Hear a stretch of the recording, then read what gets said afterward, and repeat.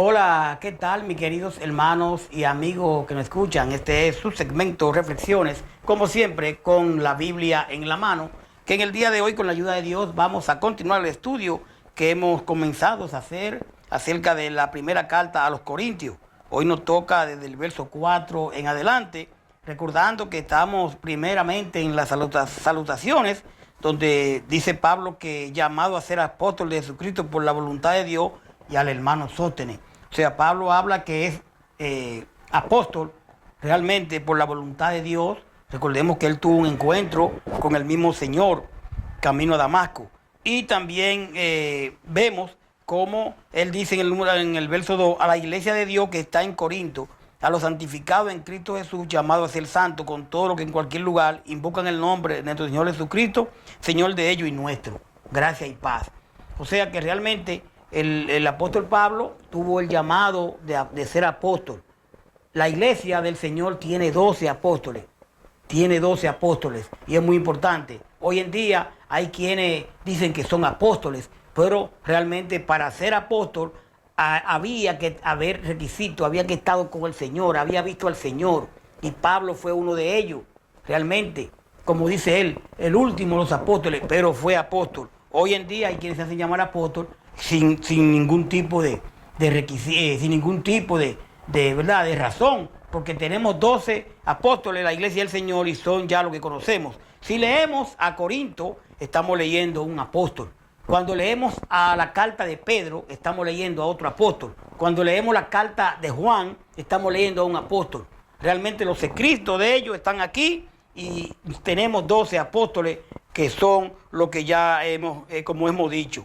Dice el verso 4 aquí de la primera de Corinto, donde le pido, desde el comienzo le he dicho que es un estudio que tenemos que ser muy cuidadosos. Como en todos los estudios, lo que pasa es que este estudio de los Corintios es muy importante en el sentido, señores, si ustedes quieren ver realmente todo lo que está pasando, pasó en Corinto y aquí vamos a verlo. Dice el verso 4, gracias doy a mi Dios siempre por vosotros, por la gracia de Dios que os fue dada en Cristo Jesús. Dice el verso 5, porque en todas las cosas fuiste enriquecidos en Él, en toda palabra y en toda ciencia. Así como el testimonio acerca de Cristo ha sido confirmado en vosotros, de tal manera que nada os falta en ningún don, esperando la manifestación de nuestro Señor Jesucristo, el cual también os confirmará hasta el fin, para que seáis irreprensibles en el día de nuestro Señor Jesucristo. Fiel es Dios, por el cual fuiste llamado a la comunión con su Hijo Jesucristo, nuestro Señor. Vamos a tratar de entender esta carta que Pablo comienza hablando aquí. Mire, dones espirituales en Corinto. Todos nosotros tenemos un don. Usted tiene un don de cocinar, el otro tiene un don de reparar plancha, aquel tiene un don de arreglar camisa, ¿verdad? Todos tenemos dones, realmente. Pero estos dones, donde lo que habla aquí, dones espirituales, habían dones que eran otorgados en base a la imposición de mano por los apóstoles. En ese tiempo los milagros todavía estaban vigentes. Usted dice, ¿cómo? Los milagros estaban vigentes. Hoy en día, realmente ya nosotros no tenemos poder para imponer manos. Ya el cristiano no tiene poder para imponer manos. Los manos la imponían los apóstoles y a que a ellos se lo imponían. Por eso Pablo le habla con Timoteo, a quien tú le impongas la mano, y Timoteo ya había sido le impuesta la mano por Pablo. Los apóstoles tenían un poder, ¿verdad? Entonces, hoy en día tenemos dones naturales, unos dones que usted tiene, que yo tengo, pero realmente esos dones que había de sanación y esa cosa, solamente ellos podían hacer eso. Hoy solamente podemos orar al Señor y pedirle al Señor, ¿verdad? Y siempre que mantenga la fe, el creyente, que mantengamos la fe. Muy importante la fe, porque puede ser que usted que no tenga fe y alguien venga que le imponga la mano como se hace, pero que eso no es bíblico. Si usted no tiene fe, ¿para dónde usted va? Entonces, realmente aquí lo importante es la fe en el Señor. Quiero que lo entendamos bien aquí. Entonces dice el verso 4, gracias doy a mi Dios siempre por vosotros, por la gracia de Dios que os fue dada en Cristo Jesús. Aquí la palabra gracia está usada especialmente en relación con los dones que se mencionan en los versos 5 al 7, Romanos 1:8.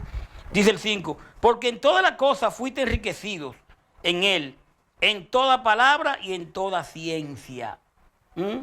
Nadie se empobrece por convertirse en cristiano. Vamos a ver, nadie se empobrece por convertirse en cristiano. La riqueza particular que Pablo tiene en mente se inscribe en la esfera de los dones espirituales, de especial significado en su mención inicial de toda palabra presentada como enriquecedora, aunque más adelante introducirá severas correcciones sobre la manera de emplear los dones relacionados con el habla. 2 de Corintios 9:11, 2 de Corintios 8:7. Mis queridos, mis queridas, si hasta aquí usted todavía no va entendiendo lo que queremos decir, no se apure, que a medida que vamos estudiando Corinto, que desde el principio dije que es un poco profundo y vamos a estudiarlo bien, vamos a ir entendiendo cada una de estas cosas. Entonces, dice el verso 6, así como el testimonio acerca de Cristo ha sido confirmado en vosotros. 2 de Timoteo 1:8, Apocalipsis 1:2. El cambio en la vida de los corintios sirvió de confirmación divina al testimonio de Cristo dado por Pablo. 2 de Corintios 3:1 al 3. Dice el verso 7, de tal manera que nada os falta en ningún don, esperando la manifestación de nuestro Señor Jesucristo. Nada nos falta en ningún don, esperando la manifestación de nuestro Señor Jesucristo.